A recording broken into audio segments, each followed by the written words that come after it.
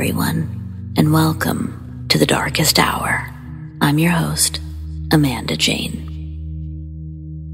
Home is where the heart is, right? I'm sure you've had plenty of experiences in different places, reaching outside your comfort zone, but the people around you made it feel like home. It's the atmosphere of a room that makes you feel welcome. Now, on the contrary, I bet you can think of a couple situations you've been in where the room was beautiful, but the company, or lack thereof, that shared the space with you was less than desirable. Can you air out the energy left by the previous residents, like secondhand smoke staining the walls? Negative energy sticks to wood, the fabric, and anyone who enters its humble abode.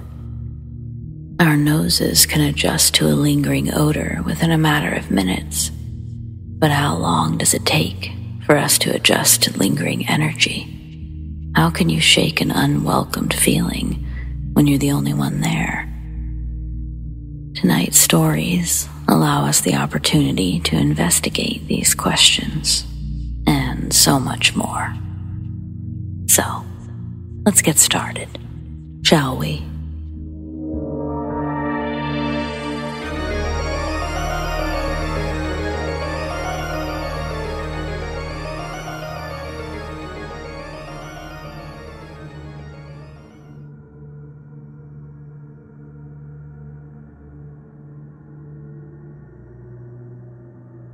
A few years ago, I lived with my grandparents in the backwoods area, mostly known for its bears. I saw these bears often, but was never in serious danger. They would get scared and run off.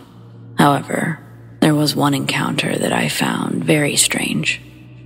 In the living room, we have a sliding glass door that opens into the backyard, which is right in front of the woods.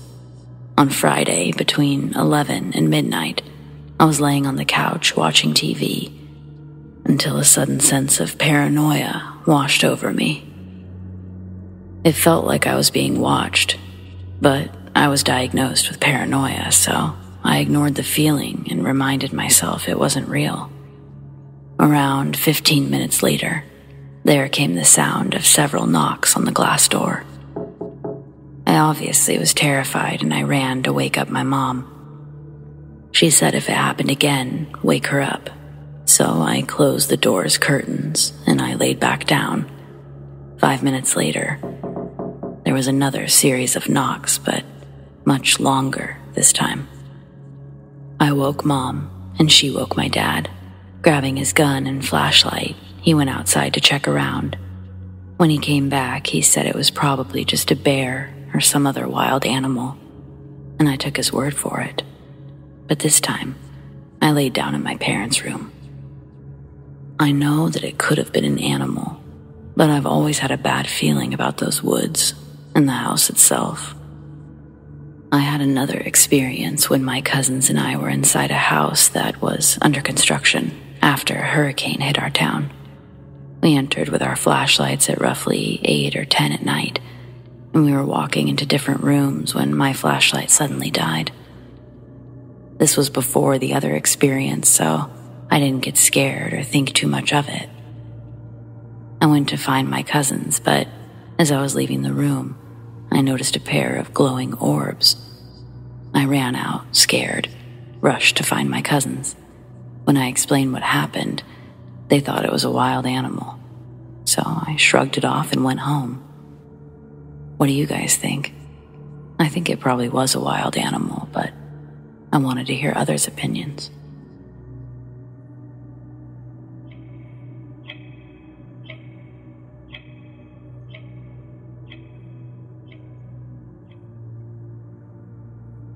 I'm not sure if I'm in the right place for this, but it happened when I was 8 or 9. It was summer in a small Texas town, so everything was dry.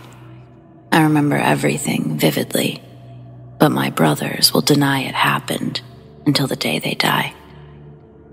I was watching TV in our living room when I heard a weird dripping sound coming from our dining room. It sounded like water dripping onto the floor, and upon inspection, I was astonished to discover it was my ceiling. I only had time to be confused for a moment before the sound of my neighbor's water heater stole my full attention. I peeked out the window to see the 2-story house in flames. My mom rushed downstairs, saying to get my brothers and to get in the house. I ran out back, looking for my brothers. I saw them running into our backyard, racing to our trampoline like they were trying to act normal. Our neighbor's house was completely engulfed, and I found their behavior odd. Panicked, I said that we needed to go out front because Mom didn't know how bad the fire was going to get. The fire department advised staying out front in case it spread. Luckily, my neighbors weren't home. It was traumatizing to watch as the fire department tried to put the fire out as quickly as possible. After it was out, I asked my brothers where they were coming from earlier, and they both claimed that they'd been on the trampoline, despite my having witnessed their return. I was confused, but didn't ask any more questions. They were older, and it was their word against mine. A few days later, I overheard Mom and the neighbor talking.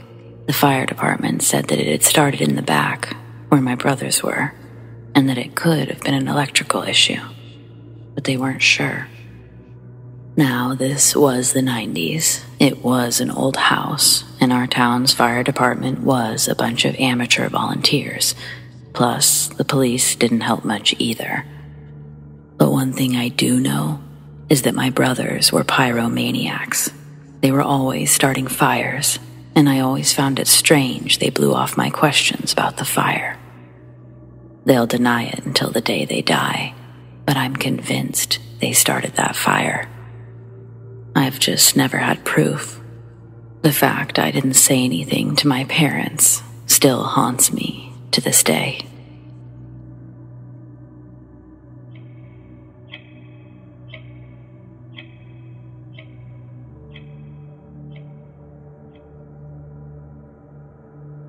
This is my dad's story, but I feel like it's worth telling. Dad was a builder, contracted to carry out projects on council buildings in the UK. This includes homes and flats. One of his jobs included an empty flat building with 3 levels and multiple rooms. When no one lives in them, they're called voids. It's just a building of empty rooms, so the council installs heavy metal doors to prevent thieves from entering. To get in, you need the keys. Rather than going in completely unprepared, Dad wanted to see the scale of the job beforehand. He went inside and noted 4 rooms on the ground, 2nd and 3rd floor, all connected by a staircase with metal bars for railings and a central shaft through the middle, where you can see straight up to the 3rd floor ceiling. It was a big job, but achievable within a few days. He only needed to gut the place out, replaster a few walls, and repaint. Dad started to leave when he felt someone behind him. I'm told this isn't uncommon. Locals see builders go into empty buildings, and they want to see what they can take. Naturally, Dad turned around, saying that this person had to go so that he could lock up. But no one was there. Thinking it was just an odd sensation, he finished locking up and went home.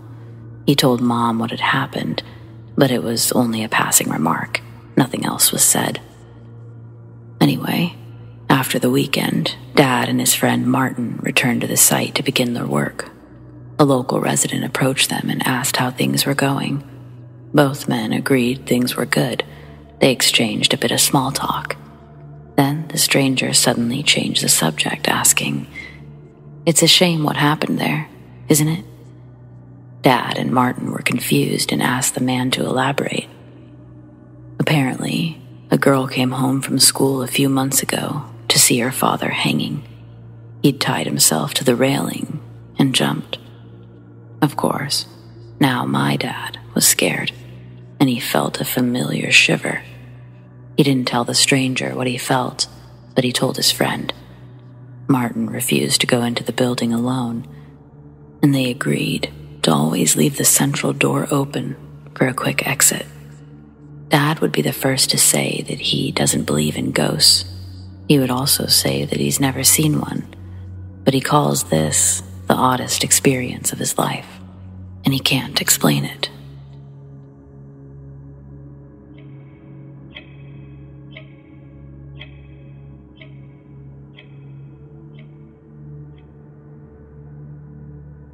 I'm a 28-year-old female. My partner is a 28-year-old male. We've lived in our townhouse for 3 years, and on the first day, the neighbors across from us introduced themselves. They are empty nesters in their late 50s, very warm and welcoming, and they said to let them know if we need anything. The wife, we'll call her S, she said that she's really into nature and liked to watch the wildlife a lot, and that's why they have all the cameras facing the street. We didn't think much of it at the time, but looking back, this should have freaked us out. Especially considering we live in fucking suburbia, where the closest thing to nature is a squirrel or a rogue coyote. The husband works from home, but he's not the issue. It's the wife.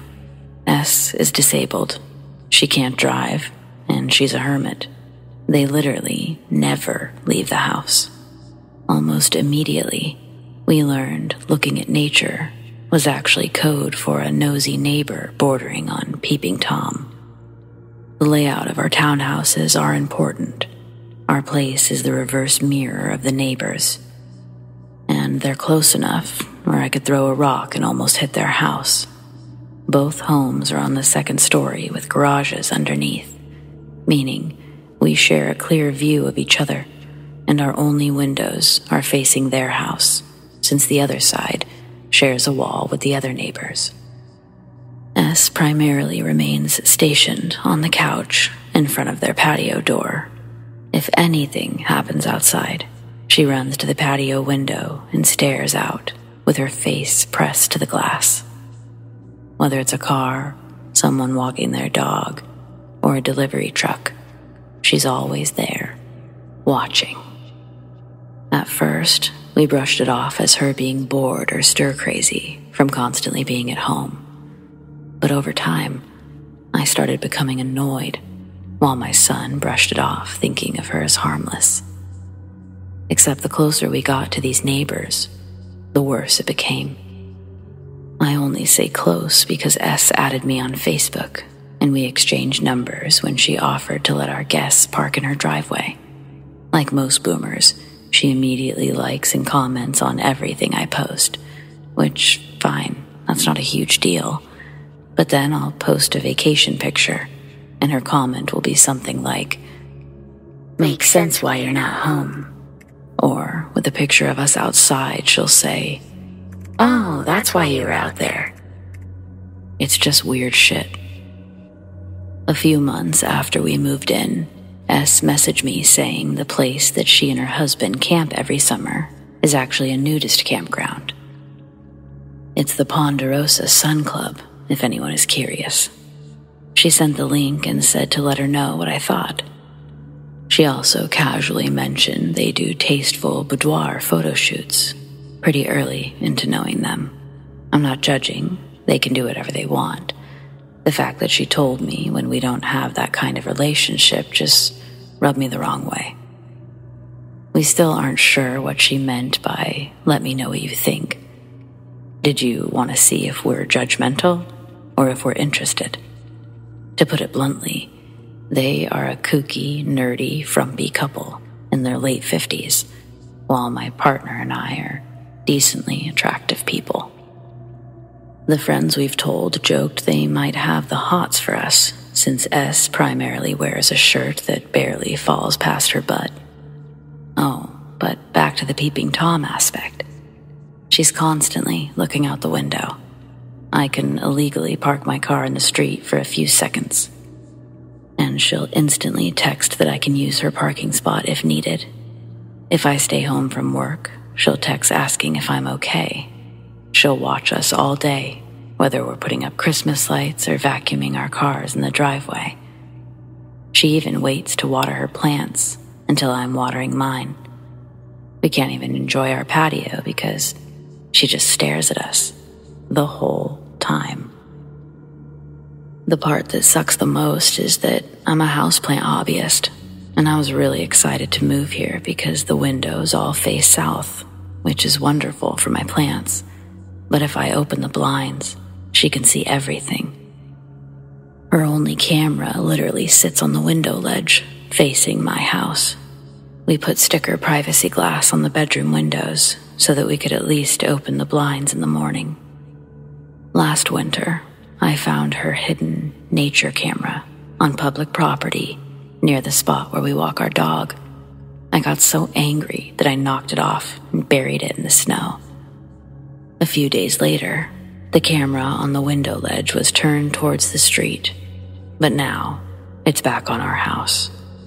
On Google Street View, you can see her standing in the window, staring at the Google car. She's always there. I'm becoming progressively more furious about this, and I feel like a spectacle in my own damn house. Yesterday was the final straw when my partner and I pulled into the driveway. I immediately walked inside with my back to their house, and since I felt sick, I was wearing a mask. Before I could even get up the stairs, S texted me, asking if I needed any soup or ibuprofen. I just burst into tears. I feel so violated in my own home. And I don't know how to set a boundary with her, or if it's even possible. My partner and I hypothesize that S may have mentioned her nature watching so early on because of something that happened in the past. Like, maybe one of the previous tenants got pissed at her for being so nosy. They own their townhouse, and we're renting ours. I love our home. The rent is affordable. The location is great. I genuinely don't know what to say without making it awkward. It doesn't help that she is actually very kind. Once, while they were at the nudist colony, I was getting their mail, and she gave me a $100 Visa gift card as a thank you. Her husband jumped my car when the battery died, and she's given me flowers for our patio. Her kindness is what's prevented me from blowing up so far, but I'm at my wit's end, and I really don't want to move.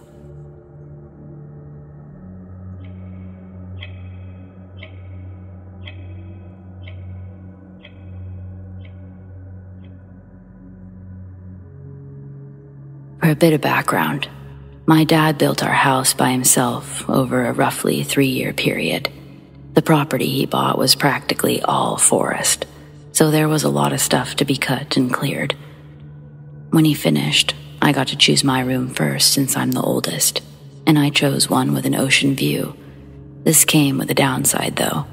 The sun shined directly into my room, making it the hottest in the house. And this is important because it's what led me to encountering this thing. It was the beginning of an abnormally hot summer when we moved in, so I slept with my windows open, which wasn't a common occurrence. I fell asleep somewhat early and didn't dream very much, but I woke up between 1 or 2. I wasn't sure why. I'm normally in a deep sleep, but then I noticed something weird. There's a plug in my wall that glows with bright green and red lights, but I couldn't see it. I couldn't see anything except for the ceiling. Even without my contacts, I knew something was wrong. Then, I realized there was something in my room. As my eyes adjusted, I could tell that this thing was huge. It was stooped over, almost bent in half, and it was definitely humanoid. From the way the light shined in, I saw that it had super long arms and legs. Its legs were pressed against its chest, almost like the fetal position, and its arms were at least the length of my bed. At first, I tried to think rationally. I thought it must be a dream, so I tried the trick that I've used before, and I shoved my thumb through my palm. When I'm dreaming, there's little to no resistance, but nothing happened this time, because I wasn't dreaming. It wasn't a hallucination or sleep paralysis either, because I could still move. Plus, my room was still fairly empty. There's no way it could have been a jacket or anything like that. This was real. I was so terrified, I didn't move for nearly an hour. I was frightened that the thing would kill me, or worse. Occasionally, it would twitch or move its head. Otherwise, it just stared at me. Eventually, my eyes became better adjusted, and while I couldn't see many new details, I did see the part that freaked me out the most. Its eyes. They were extremely reflective and yellow, like an owl's. I knew I needed to do something. I didn't have a phone at 13, but I had a clock with a bright display that lit up my room quite a bit. I started easing towards it, but when I was about halfway to the button, that thing finally moved. It stuck its hands out of the window and literally unfolded itself. It even closed the window behind itself, and I heard it climb onto the roof before jumping into the woods. My parents came in the next morning to find me curled up in a ball on my bed, completely sleep-deprived, staring at a single closed window. Ever since that night, even if it's hot as hell, I cannot and will not sleep with any windows open. And to this day, I still don't know what that thing was. It wasn't anything like a Bigfoot, but I have two theories. It was either a woodland creature that claimed my room as a nest before I moved in, or it was some kind of dark spirit that attached itself to me. Either way, this was an actual encounter I had, and I just felt like sharing. Feel free to comment with any ideas for what it could possibly be. I genuinely have no clue.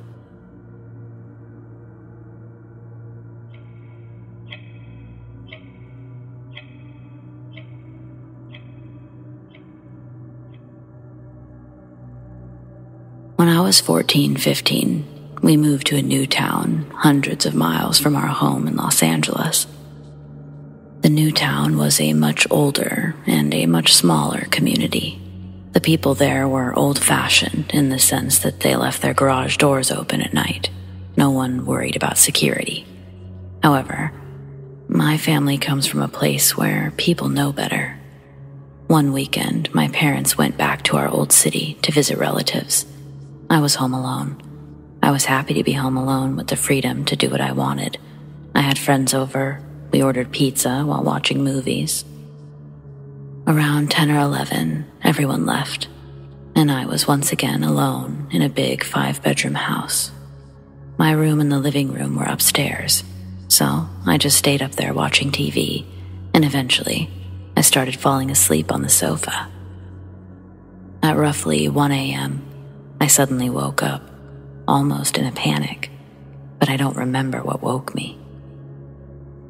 I heard noises from downstairs and realized the TV was my only light source. Our living room light was off, even though I didn't remember turning it off. I jumped up and began turning on the lights when I heard footsteps walking across the tile floor downstairs. My dad kept a shotgun in the upstairs guest room. I knew how to use it, and he trusted me with it. Back in the day, that wasn't so bad. I grabbed the single-shot shotgun, and I loaded 1 shell, while 3 more went into my pocket. I walked down the dark stairs very slowly as I made my way to the light switch, the front room lamp, and the kitchen light. Then, I crossed the hallway to the other bedrooms, turning on every light as I passed. But I didn't see or hear anything unusual. I checked every room, including my parents' and their bathroom. I figured that's where a burglar would go for cash or jewelry. But when I didn't see any windows or doors open, I started thinking maybe I'd overreacted. I started heading back towards the stairway and sitting room, which is just what Mom called the entrance. It was off limits to us, but it's where guests would sit. Anyway, that room had the front door, the stairway, and the side door to the garage. When I checked, our front door was locked, but the door to the garage was unlocked. We didn't keep that one locked at all times, but something inside of me dreaded opening it. Still, it felt like I had no choice. Once opened, I nearly crapped my pants at the sight of a big garage door being open as well. It should have been impossible. I know for a fact my parents closed the door when they left. When I was cleaning my room, I took my dirty laundry to the garage. I would have noticed if it was open. Plus, when I said goodbye to my parents, I walked out with them. I would have definitely noticed the garage door being open at that point. Anyway, I turned on the garage lights and it was empty, so I hit the button to close the door. Then I locked the door from the garage to the house and returned upstairs, where I spent the night awake with a loaded shotgun. The next day, I unloaded the shotgun and put it away before going outside to see if anyone could have forced the door open. There were no tool marks, but when looking through the garage, I noticed that someone had opened Dad's toolbox. I couldn't tell if anything was missing, but it seemed like someone rifled through its contents. I decided against telling my parents what happened, unless my dad noticed something missing from the garage, mostly because I didn't want him to blame me for leaving the door open when I clearly hadn't. I was also worried they wouldn't leave me home alone again. I wonder if the sound of the garage door opening is what shook me awake. Had I caught someone inside, I would have shot them. There's no question about it.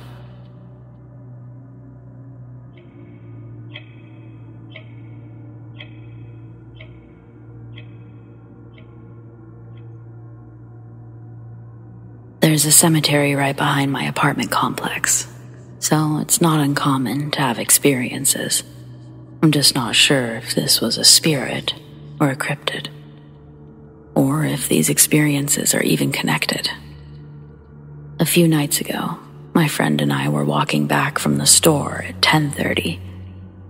We both heard a little girl screaming things like "Mommy" and "Help," just before seeing a man chase something into the woods. We called the police, but they wouldn't help. They only looked around a little before saying to call back if there was anything else. My friend and I kept hearing the cries, so we decided to search the woods ourselves.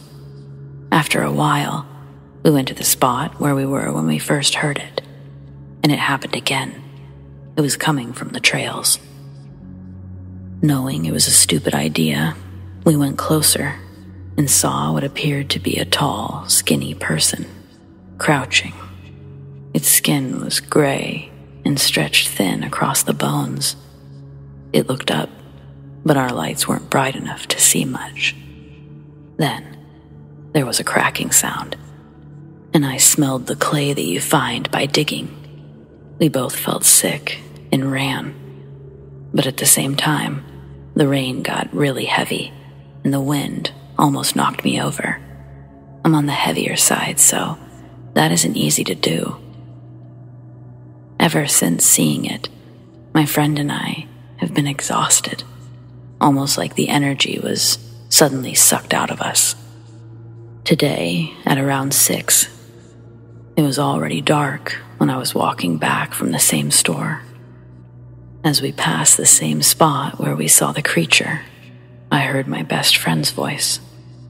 He lives 2 hours away, so it was a shocking thing to hear. He was yelling for me to wait, and I saw him standing there. But something wasn't right. He wears glasses, but this thing wasn't. It was also thinner and shorter, with brown eyes instead of blue. I later learned the friend I'd been walking with actually met me before I met him. He claims I approached him warning that he shouldn't walk around alone because of creeps in the apartments. Then he gave me a description of the thing, and it looked like me, except it wore an ankle monitor, and its scars were in the wrong places. My friend was forced to stay on its left side, and had tried to lure him into the clearing behind the basketball court, a clearing I won't go near because I had a traumatic experience there. Apparently, this thing also asked for the boy who traumatized me and became angry when my friend didn't know the answer. For what it's worth, that kid moved away in 2017.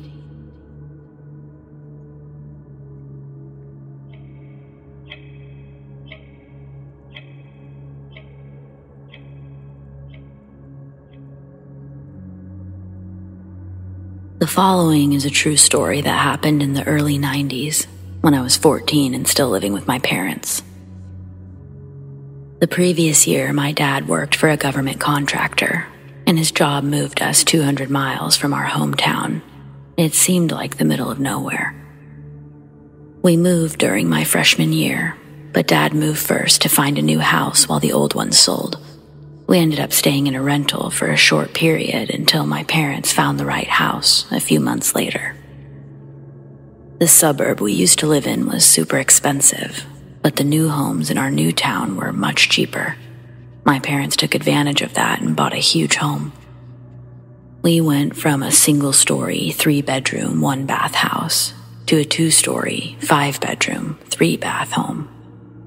I didn't get to see the new place before my parents made an offer, since they looked while I was in school.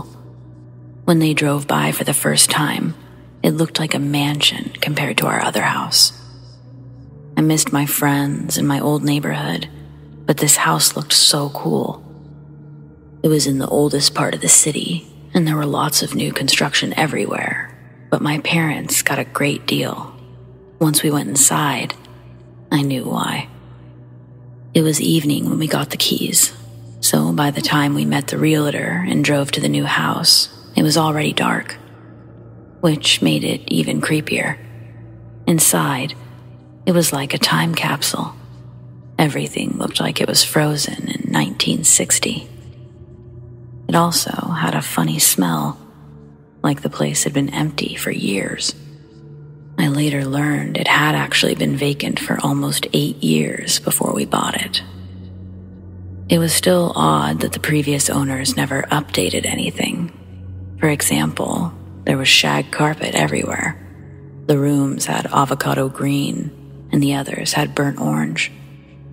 All the appliances were from the 60s, and the rooms were painted weird colors.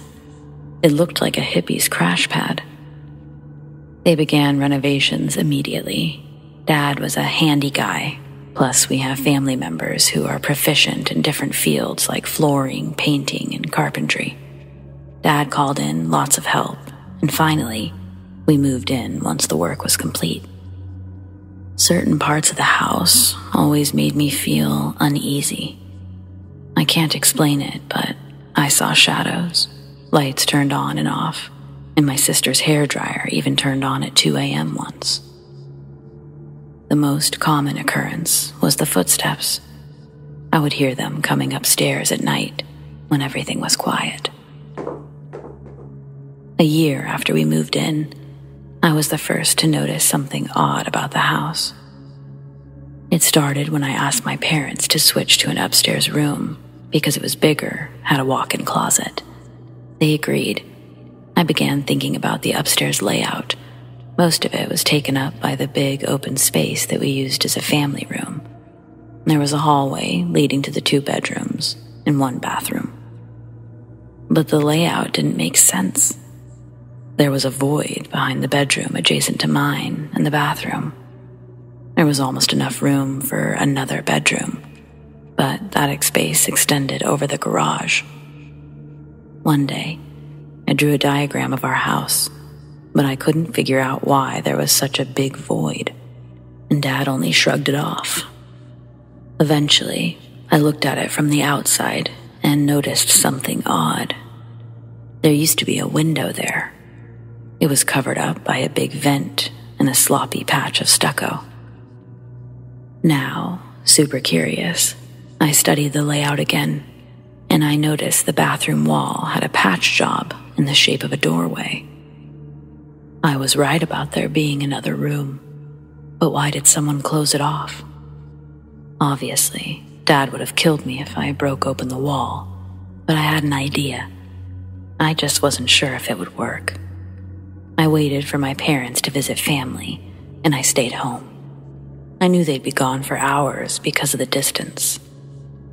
If I went up to the attic crawl space and broke through the drywall there, Dad may never notice. He had no reason to go up there. I grabbed some tools and began cutting through the drywall. Eventually, I made an opening big enough to crawl through between the studs, and I was right. There was another room. I was half excited and half terrified. I was excited to be right, but after looking around the room, it was obvious that it used to be a bedroom. The walls were pink. There was no carpet, no padding, just strips around the walls. I could see where they closed off the entrance, and there were no closet doors either. It looked like posters had been ripped off the walls, and the floors were littered with cigarette butts, old beer cans, all from the 70s or 80s. As I noticed from the outside, the window was removed, some metal vent covering the opening.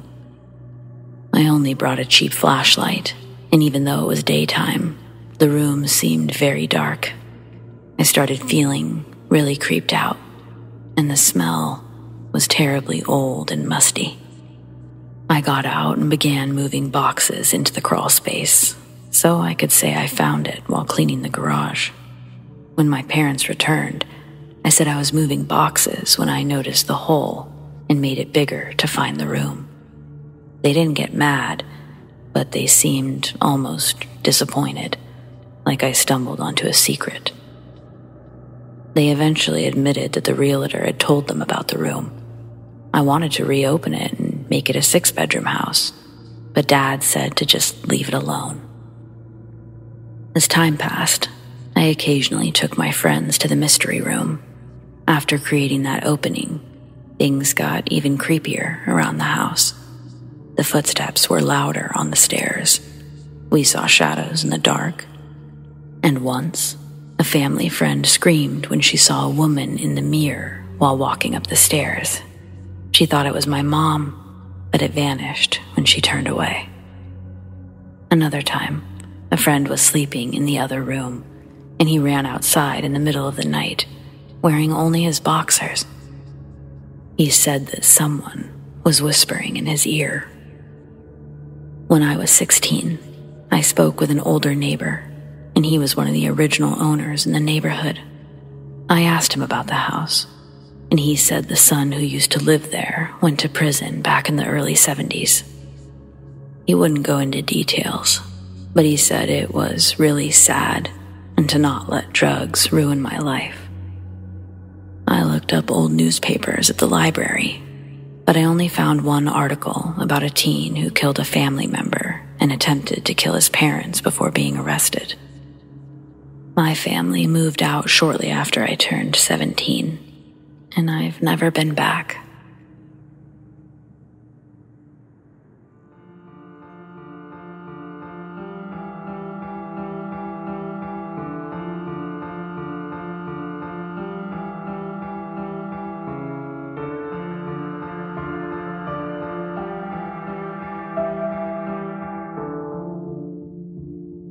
Well, friends, it appears we've reached the end of tonight's episode, but don't miss a brand new one every Friday night, and my other weekly uploads every Sunday and Wednesday.